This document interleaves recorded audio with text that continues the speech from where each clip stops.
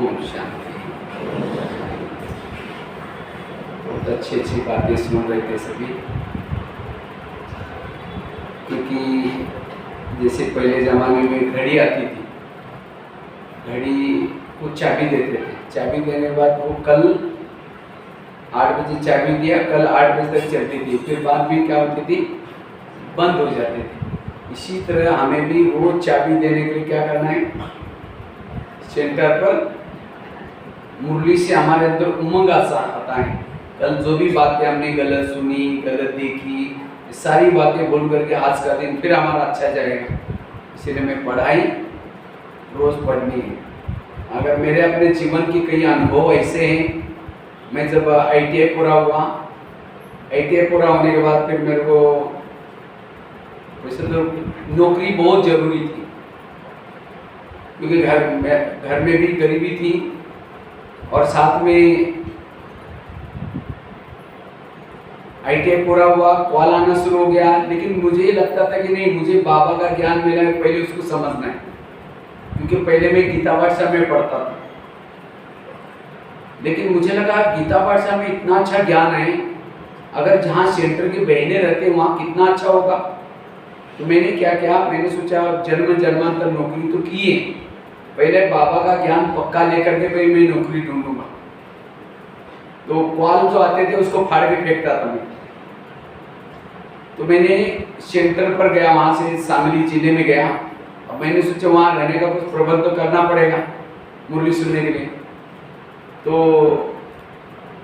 मैंने एक डॉक्टर के पास गया हॉस्पिटल में। तो डॉक्टर को कहा आपको कोई कंपाउंडर की जरूरत है। वैसे तो मैं जो कोर्स से किया था ITI का, मतलब बिल्डिंग प्लानिंग बनाने वाला, ड्राफ्ट्समैन सिविल का। लेकिन मैंने सोचा वो बाद में देखेंगे, पहले थोड़ा सा मुरली को अच्छी तरह समझेंगे, पढ़ाई पढ़ेंगे ज्ञान की, बाद में नौकरी पकड़ेंगे। तो कहता हाँ, मैं कंपाउंडर को ढूंढ ही रहा था, क्योंकि उसका कंपाउंडर 3-4 दिन पहले वो आगे का नंबर पीछे लगा करके वो लगाता था, पैसे ज़्यादा लेता था, इसीलिए उसको निकाल दिया था। तो मेरे को कहता ठीक, आप कल से आओ, सवेरे 7 बजे आओ और शाम को 7 बजे जाओ, आपको 800 रुपये दूंगा। तो मैंने सोचा अगर सवेरे 7 बजे आऊँगा तो मुरली तो मिस हो जाएगी। मैंने सोचा मैं कॉल को तो फाड़ के फेंक रहा हूँ मुरली सुनने के लिए, और अगर यहाँ जाऊँगा पैसे के चक्कर में मेरी मुरली मिस हो जाएगी। मैंने कहा डॉक्टर जी ऐसा है, मेरा 7 से लेकर के 9 बजे तक का टाइम मैं किसी को भी नहीं देता हूँ, कहीं यमराज भी आएगा तो उसको भी पीछे कर दूँगा। मैंने कहा मैं 9 बजे आऊँगा, रात को 9 बजे तक रुकूंगा, मुझे 100 रुपये दिया तो भी चलेगा। माना इतनी मुरली सुनने की लगन। और मेरी ITI में 100% प्रेजेंट ही थी। मुझे जब से मैंने स्कूल में गया 5वीं से लेकर के 5वीं में 100% प्रेजेंट ही रखी थी, 6वीं में, 7वीं में, 8वीं में कुछ कारण मैं थोड़ा बीमार हो गया था, एक बार थोड़ा परसेंटेज कम हो गई, 9वीं में और 10वीं में भी और ITI में भी मैं कभी भी स्कूल मिस नहीं करता था। इसलिए मुझे हर साल में 100% प्रेजेंट ही का सर्टिफिकेट मिलता था। लेकिन जब मैं ज्ञान में आया तो ITI में कुछ कारण से कोई बहनों का क्लास था और मुझे आने के लिए देर हो जाएगी, तो मैंने वो बाबा का क्लास के कारण ITI का भी प्रेजेंट ही छोड़ दिया। लेकिन मैंने ज्ञान को नहीं छोड़ा। तो डॉक्टर कहता आपको 800 रुपये दूंगा। मैंने कहा मुझे 100 रुपये चाहिए, क्योंकि मैं क्या करता था उस समय, चावल को उबाल करके चीनी डाल के खाता था, उसका खर्चा तो ज़्यादा था ही नहीं। तो डॉक्टर मुझे ऊपर नीचे देखने लगा, कहता ठीक है आप कभी भी आओ, कभी भी जाओ। हमने कहा कभी भी नहीं आऊँगा। तो मैं बराबर 9 बजे जाता था, 9 से लेकर के 7 बजे तक 100 रुपये में से। और मैं जाकर के काउंटर में अपना योग करते बैठता था। तो डॉक्टर जी एक दिन कहता है कि आप कोई मेडिटेशन करते हैं। हमने कहा मैं ब्रह्मा कुमारी में जाता हूँ मेडिटेशन। कहता है आपके जैसे और लोग मिलेंगे। मैंने कहा एक भाई फ्री है, देखता हूँ। तो उसको भी जॉब मिल गया वहाँ। कुछ समय के बाद कहता है कि मेरे पास 2 मंजिल का मकान खाली है, अगर आपके आश्रम को चाहिए तो पूछ लो। तो बहनों को पूछा, ऐसे ऐसे डॉक्टर जी बोल रहे हैं। तो उन्होंने पूरा 2 मंजिल का मकान ही दे दिया फ्री में, और सेंटर खोल गया। ये है बाबा की। तो कहने का मतलब हमने मुरली के पीछे वो 700 रुपये छोड़ दिए, क्योंकि ये 700 रुपये तो उसके सामने कुछ नहीं है, ये कितनी कमाई है इसकी। इसलिए इस टोटल ज्ञान का सार, जैसे क्लास का सार हमें रेगुलर, जैसे नहीं तो मैं वही कभी सोचता था, बाबा कभी कहते थे ब्राह्मणों का झाड़ भी हिलेगा, और ये कोरोना ने क्या किया, हिला दिया। इसका मतलब अगर हम रेगुलर नहीं आते, पंक्चुअल नहीं आते, मतलब हम निश्चय बुद्धि नहीं है, अभी भी हम संशय में। इसलिए चलो उसी समय बाहर गवर्नमेंट की रिस्ट्रिक्शन थी, इसीलिए नहीं आए, बात अलग है, लेकिन अब तो कोई बोलने वाला नहीं है। इसलिए मैं रेगुलर जो आप लोगों ने वायदा भी किया है कि हम रोज आएंगे, सवेरे क्लास के पहले योग करेंगे और साथ में मुरली सुनेंगे, ये पक्का करेंगे, क्योंकि इसी में उमंग उत्साह। ये ब्राह्मणों के 3 बातें जो मैंने बताई थी, अमृत वेला, क्लास के पहले योग और मुरली, ये 3 चीजें ब्राह्मणों का श्वास है। अगर ये नहीं है तो सोल कॉन्शियस नहीं बन सकेंगे, पवित्र नहीं रह सकेंगे, क्योंकि जब मोबाइल में मुरली सुनेंगे, माया कहते अच्छा तुम थिएटर में नहीं आते ना, कोई बात नहीं, तुम्हारे जेब में आती हूँ, और बस आपको ऐसे साइड पर लेके जाएंगे। आजकल कई कुमार बिगड़ते जा रहे, कई माताएं भी, जब से वो मोबाइल का ऑनलाइन शुरू हो गया। इसलिए इन चीज़ों से बचना है। यहाँ रेगुलर सुन के जाओ, फिर मोबाइल को यूज करो, मोबाइल आपको लपेट नहीं करेगा। ये एक प्रकार का चक्रव्यूह है, वो आपको ऐसे चक्रव्यूह में डालेगा, क्योंकि हमारे संस्कार तो खत्म नहीं हुए ना, संस्कार अंदर है, थोड़ा उसको इन मोबाइल के द्वारा हवा पानी मिल जाएगा, संस्कार जागृत हो जाएगा। इसीलिए स्थिति को मजबूत बनाना है, इसलिए पढ़ाई। तो 2-3 बातों की चर्चा की थी, हमारे पुरुषार्थ में विघ्न क्यों आता है। एक तो पहला बताया, नेगेटिव सोचने से विघ्न आता है, उसके लिए कई 4-5 बातें सुनाई दी, कैसे हम व्यर्थों से मुक्त बनाए। दूसरी बात बताई थी, अगर हमें विघ्न जीत बनना है, स्थिति को पावरफुल बनाना है, पर चिंतन किसी का नहीं करना है। तीसरी बात बताई थी, श्रीमत का पालन करना है, श्रीमत का उल्लंघन करने से पुरुषार्थ में विघ्न पैदा होता है। चौथी बात है, विघ्नों का एक बहुत बड़ा सूक्ष्म कारण है, हमारी स्थिति बिगड़ने का कारण है, जब इंद्रिय हमको चलाती है तो क्या होता है, स्थिति बिगड़ती है।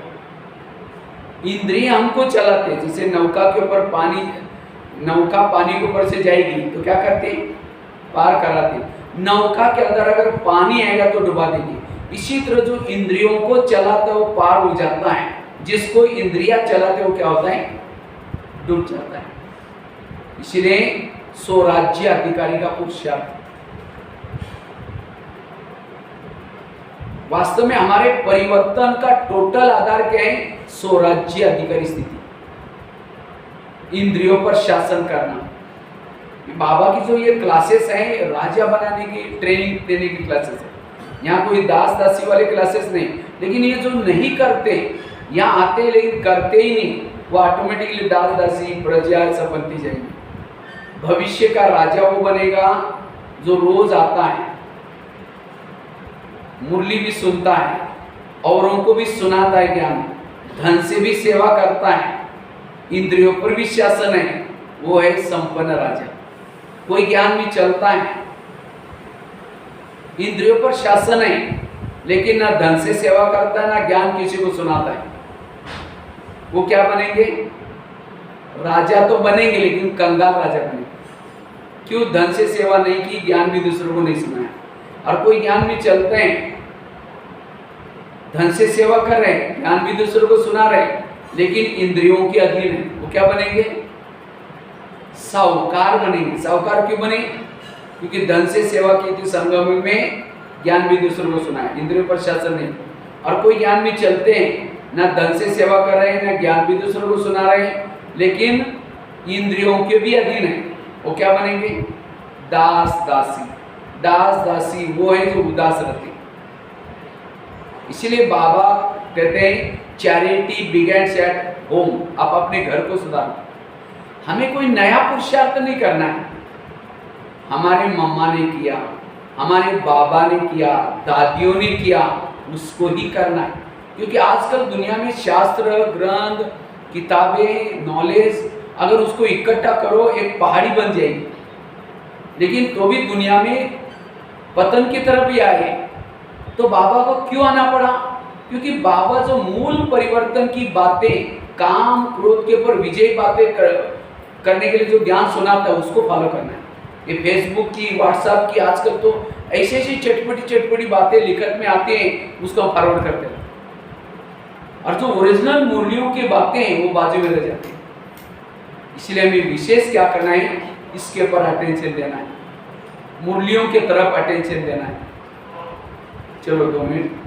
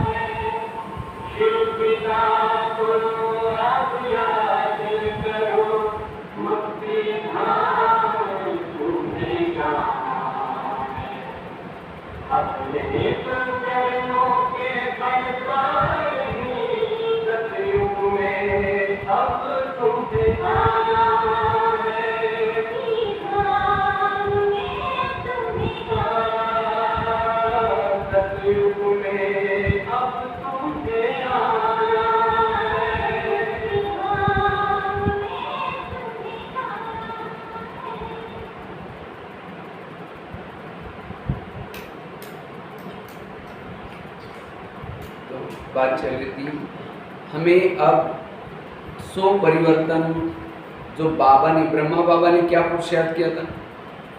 बाबा ने नारायण बने क्या किया? बाबा रोज अपनी इंद्रियों का दरबार लगाते। हम लगाते दरबार करने, कहते ना अंधेरी नगरी चौपट राजा टकेसर बाजी, इस नगरी में जो चाहे हो रहे। और इसलिए हमें रोज अपने स्वयं का परिवर्तन का था, क्योंकि जब तक ये इंद्रिया ज्ञान में नहीं चलेगी तब तक आपके अंदर परिवर्तन नहीं आएगा। इस युद्ध के मैदान में अकेला आत्मा ज्ञान में चलने से काम नहीं चलेगा, इंद्रियों का सहयोग चाहिए। हर इंद्रियों के अंदर विकारों के प्रति नफरत चाहिए। अब होता क्या है, आत्मा के अंदर ज्ञान के द्वारा नफरत आई, लेकिन इंद्रियों के अंदर विकारों के लिए आकर्षण है। इसीलिए क्या होते हैं, इंद्रियां गलत के तरफ लेके जाती है। इसीलिए बाबा कहता है रोज अपनी इंद्रियों से बातें करो। जैसे ब्रह्मा बाबा की एक डायरी मिली थी, बाबा ने रोज उस डायरी में लिखा था, कान से बात किया, मन से बात किया, बुद्धि से बात किया, ये है 100 परिवर्तन। तो क्या हमारे घर में सब ज्ञान में चलते करके ज्ञान में, कान ज्ञान में चलता है? अगर कान ज्ञान में चलता तो परचिंतन ना सुनता। अगर आंखें ज्ञान में चलती तो योग में बैठते समय बिल्कुल बंद ना होती। अगर मोबाइल में कोई गलत चीजें देखते तो बिल्कुल बंद नहीं होती, और मोबाइल योग में बैठते बंद हो जाते। अगर मन ज्ञान में चलता, मन को ऑर्डर किए, मन तुम परम धाम में जाना, मन कहीं मार्केट में लेके जाता है। इसलिए इनसे बातें करना, क्योंकि हमारे जीवन की सभी समस्याओं का कारण, विघ्नों का कारण ये इंद्रिय है। पहले राजा एक किले में रहते थे और किले के कई दरवाजे रहते थे। इसी तरह ये शरीर पे हमारे एक फोर्ट है, किला है, और इसके कई दरवाजे, कान, मुंह, कान, लेकिन इसमें रहने वाले कुछ भी बातें आ रहे, आत्मा की स्थिति गंभीर है। इसलिए हमें रोज क्या करना है? कर्मेंद्रियों का दरबार लगाना है, और हर कर्मेंद्रिय के अंदर विकारों के प्रति नफरत है। जैसे भारत के बॉर्डर पर आने वाला कोई सैनिक है, दुश्मन से मिला हुआ, वो आतंकवादी कहता है 1000 की नोट की बोरी लो, लेकिन मुझे अंदर जाने दो। और सैनिक को लगे कि वाह, इंडिया वालों की इतनी सर्विस करके जीवन भर में इतना एक बोरी मुझे नोटा नहीं मिलेगी। अब वो नोट के चक्कर में उसको भेजेगा अंदर तो कितना लोगों को मार देगा। इसी तरह उसको नोट प्रेमी नहीं, देश प्रेमी बनने की जरूरत है। इसी तरह आज हमारे शरीर में एक इंडिया है, और इस इंडिया में ये कान है आत्मा की रक्षा करने के लिए, आंखें आत्मा की रक्षा करने के लिए, मुख आत्मा की रक्षा करने के लिए, लेकिन आप ये रक्षा की बक्से बने, क्योंकि हम कभी इनसे बातें नहीं किए, और बाबा ने ये पुरुषार्थ किया। इससे हमारी स्थिति शक्तिशाली बन जाएगी। जितना इस किले को मजबूत करेंगे, जो योग्य नहीं है मुझे नहीं सुनना, योग्य नहीं है उसको नहीं देखना, योग्य, जब हर इंद्रिय अपनी ड्यूटी एक्यूरेट करेंगी, तब आत्मा को शांति होगी, तब योग लगेगा। वर्तमान समय 100 परिवर्तन की आवश्यकता है। हर इंद्रियों को अपनी ड्यूटी एक्यूरेट करने, अगर कोई कर्मेंद्रिय गलत काम करते उसको सजा भी दो। जैसे भारत में अंग्रेज लोग घुसे थे, कैसे घुसे थे याद है ना?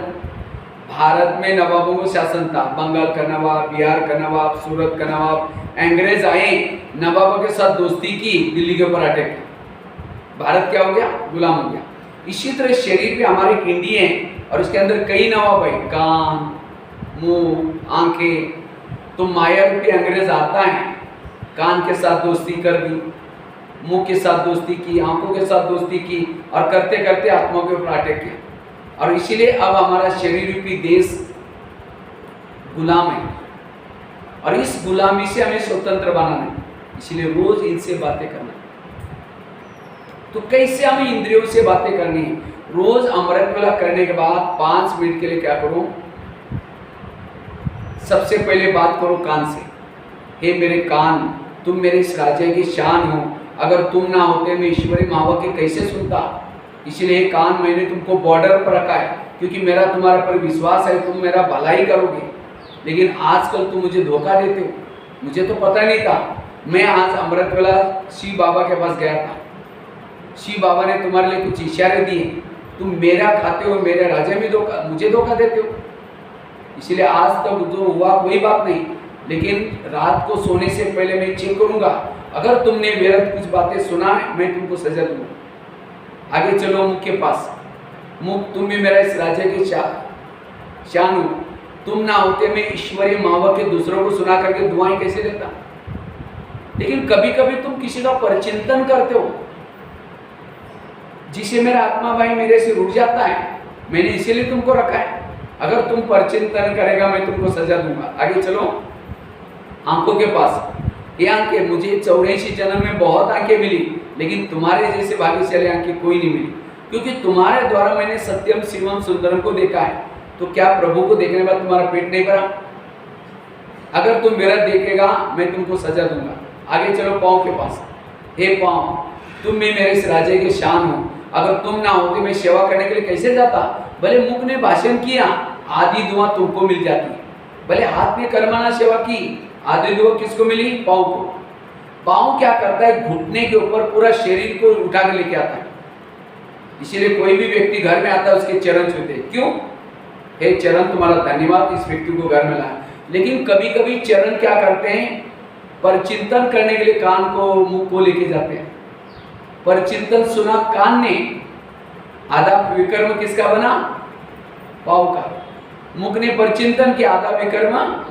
अगर पाँव कहता नहीं नहीं मैं आप राजा को धोखा नहीं दूंगा, तुमको एक कान जाना है तो भले जाओ, कल परसों आओ, मैं नहीं जाऊंगा। पाँव न जाता तो जाते सब। इसलिए आज हर इंद्रिय हमारे से विपरीत चल रहे। क्यों? हम कभी बातें ही नहीं करते उनसे। जैसे आजकल की मम्मी पापा इतना बिजी है, बच्चा कहाँ जा रहा है, किसके संग में जा रहा है, क्या देखता है, उसको देखने का पूछने का टाइम ही नहीं। और इसीलिए बच्चे सब गलत काम करते हैं, आंखें खुल जाती हैं। इसी तरह आज हमें इंद्रियों से बातें करने के लिए टाइम ही नहीं।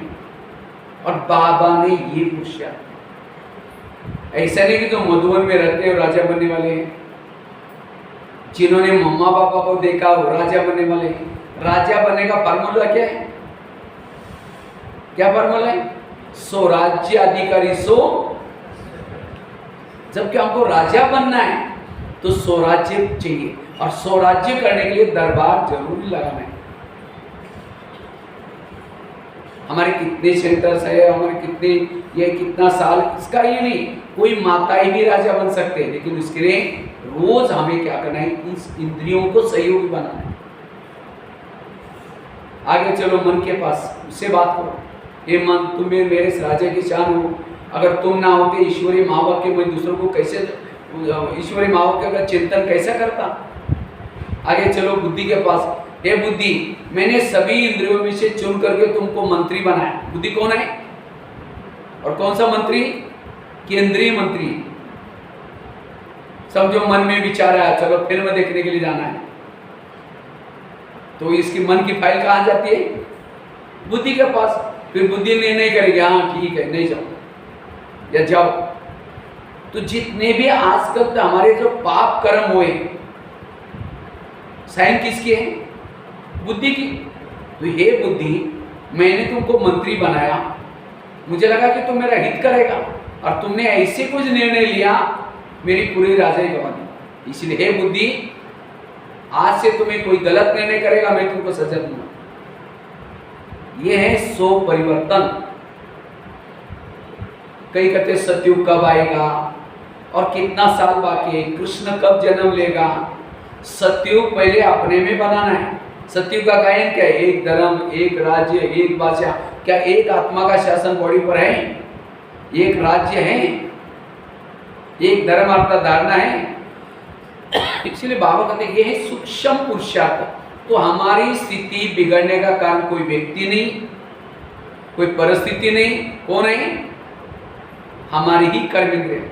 आज क्लास में भी नहीं आ रहे, निर्णय कौन ले रहा है? बुद्धि कहता ठीक है, नहीं है, बस नहीं जाएंगे। इसीलिए इनसे बातें करो और इनको एक्टिव करो सभी।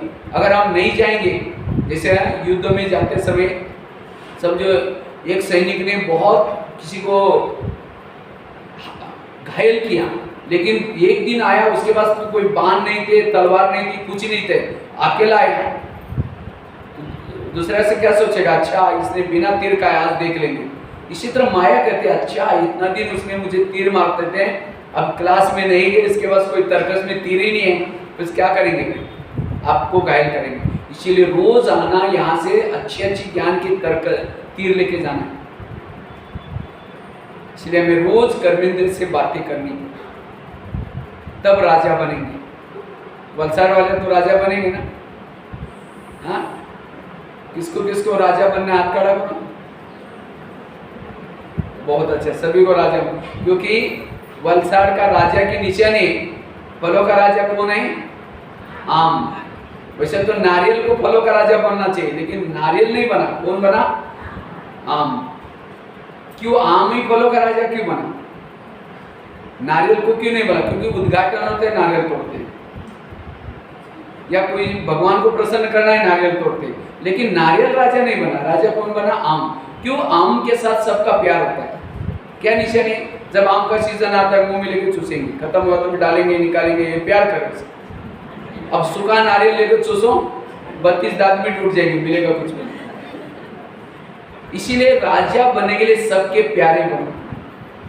अगर आप सामने से आ रहे हैं, कोई समझो कोई व्यक्ति आ रहे हैं या आप कहीं जा रहे हैं और आपको देखते ही कोई किनारा करता है, आपको देखना पसंद नहीं करता, आप राजा नहीं बन सकते। इसीलिए राजा बनने के लिए सबके प्यारे बनो। और प्यारे कौन बन सकता है? जिसका इंद्रियों पर शासन है। कहीं माता बड़ी अच्छी है, भाई बहुत अच्छा है, अच्छा है मतलब का उसका इंद्रिय पर शासन। और फलों का राजा आम को क्यों बोला? आम ऊपर से नरम होता है, अंदर से गुठली सख्त होती है। और नारियल कैसा होता है? ऊपर से सख्त है और अंदर से नरम। इसी तरह राजा बनने वाला ऊपर से अपने आप में सशक्त होता है और अंदर से सशक्त है और ऊपर से नरम, औरों के व्यवहार के लिए नरम रहेगा। जो पहले कहता है खुद करता है वो है राजा। और आम वाला नारियल वाला मैं ऐसा करता है, ऐसा करो, ये करो, वो करो, लोगों को ऑर्डर करेंगे, लोग कहेंगे हाँ जी जरूर करेंगे, जाएंगे, आपको पता आप कैसे जाओगे। इसलिए पहले करना फिर बाद में कहना। नहीं तो आजकल दुनिया को आप किसी को ज्ञान सुनाने के लिए जाएंगे, हम ज्ञान में चलते हैं, ये चलते हैं, आप भी चलो ना, वो कहेंगे आपका क्लास में जाते हैं। जैसे कुंभकर्ण को उठाया लेकिन करवट बदल करके फिर, इसी तरह बाबा ने सभी को उठाया फिर जाकर के सो रहे अभी धीरे धीरे। ये भी सोना हुआ ना, ज्ञान में नहीं आना मतलब क्या करना? सो जाना। इसीलिए हमें अभी सोना, ये भी कुंभकर्ण जैसे हो जाएगा।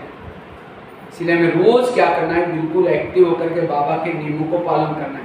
तो पहले करना फिर बाद में कहना। और फलों का राजा आम को क्यों बोला? जब कोई व्यक्ति थक जाता है, परेशान हो जाता है, कहाँ सोता है आकर? आम के पेड़ के नीचे। अगर नारियल के नीचे अगर सोएगा तो छाया तो छोड़ो, और ही नारियल टूट करके सिर भी तोड़ देगा। इसी तरह आप कोई दुनिया की परेशानी से तंग होकर के आपके संपर्क में आया और यहाँ की कोई उल्टी सुल्टी बात सुनाई, अरे यहाँ भी तो ऐसा होता है, वो राजा नहीं बन सकेगा। राजा बनने के लिए दूसरे के दुख हरो, परेशानी को मिटाओ, सबको सुख दो, छाया दो, वो राजा है। और फलों का राजा आम को क्यों बोलता है? क्योंकि आम जब फल लगता है झुकता है, और नारियल को फल लगता है तो जिसके अंदर कोई विशेषता गुण आने के बाद झुकता है वो है राजा। और इसलिए कहते हैं भगवान को प्रसन्न करना है तो नारियल को तोड़ो। नारियल मतलब आपके अंदर जो रियल नहीं है, गलत संस्कार है, उसको तोड़ो, छोड़ो। लेकिन लोगों ने कौन सा नारियल तोड़ा? वो फल वाला नारियल। वास्तव में आत्मा का आकार भी कैसा है? आत्मा वास्तव में नारियल का कलर कैसा होता है? केसरी। आत्मा का आकार भी केसरी है। नारियल के ऊपर बहुत सारा कवच होता है। अगर वैसे तो नारियल अभी कोरोना काल में 300-400 रुपए में एक नारियल मिलता था पीने वाला, यहाँ तो पता नहीं, लेकिन उस साइड पर 300 या 400 रुपए नारियल। क्योंकि नारियल में बहुत विशेषता होती है। नारियल का कोई बीमारी में पानी पिएगा, कई बीमारी ठीक हो जाती। लेकिन वो पानी पीने के लिए, खोबरा खाने के लिए ऊपर का क्या करना पड़ता है? कवच तोड़ना पड़ता है। कवच तोड़ने की मेहनत है। इसी तरह आत्मा के अंदर शांत स्वरूप, आनंद स्वरूप, शक्ति स्वरूप बहुत सारे गुण हैं, उसको निकालने के लिए ऊपर का विकार को कवच तोड़ना है। तो केवल मूर्ति के सामने नारियल रखने से प्रसन्न नहीं होता भगवान, लेकिन उसको नारियल लाकर रखेंगे, तोड़ेंगे, पानी डालेंगे, फिर कहेंगे भगवान प्रसन्न हो गए। इसी तरह हमने भी अपने आत्मा रूपी नारियल को लाकर के शिव जी के सामने पटकाए। किसने 10 साल से पटकाए, किसने 20 साल से, तोड़ा नहीं है तो बाबा प्रसन्न। तोड़ना अर्थात अंदर के संस्कार बाहर लाना, ओरिजिनल संस्कार को बाहर लाना। तो इस साल नारियल तोड़ेंगे ना, इसलिए अच्छी तरह मेहनत करके नारियल तोड़ो। और उद्घाटन करते समय नारियल जब फेंकते हैं एक धक से टूटना चाहिए, फिर कहेंगे वाह शुभ काम होने वाला है। अब तो डालने के बाद भी फिर भी टूटा नहीं, फिर दोबारा लगा, फिर टूटा नहीं, ये कुछ गड़बड़ी वाला काम है। इसी तरह अगर हमने ज्ञान में चल रहे हैं लेकिन 20 साल से अभी भी ओरिजिनल संस्कार नहीं निकले, आपका पद कम हो। जितना जल्दी नारियल को तोड़ेंगे, ओरिजिनल संस्कार बाहर निकालेंगे, उतना पद ऊंचा। और इसके लिए ये स्वराज्य अधिकारी स्थिति चाहिए। इसलिए राजा बनने का पुरुषार्थ है, और राजा वही बन सकता है जो शिकार करता है। तो आप लोग शिकार करते हैं? या वलसाड़ में तो बहुत सारे जंगल हैं, और राजा शिकार किसकी करता है? शेर की। शेर अर्थात अज्ञानी आत्मा को ज्ञानी बनाना। ऐसे नहीं कि 2-4 दिन में मरने वाले बुढ़िया को क्या सुनाए, वो चुहा बिल्ली हो गया। इसलिए हर महीने में एक को बीके बनाओ, लेकिन कब बनेंगे? जब आप आएंगे। अगर आप ही नहीं आएंगे तो शिकार कैसे करेंगे?